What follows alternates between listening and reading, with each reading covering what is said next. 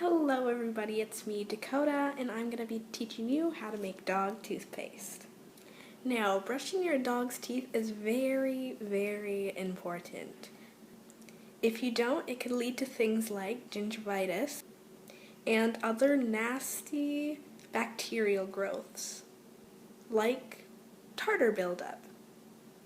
Anyway, let's get straight into the video. You will need a spoon for mixing.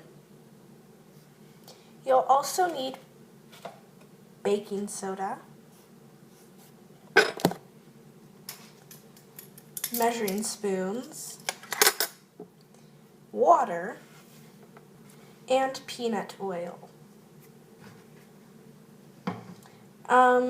If you don't have peanut oil, just use regular oil, but peanut oil just helps them like it more, and also it just helps them like the taste of it. So let's get started. And one more thing actually you'll need is a mixing bowl.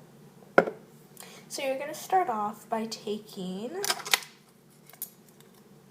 1 tablespoon baking soda, or as much as you want to make it.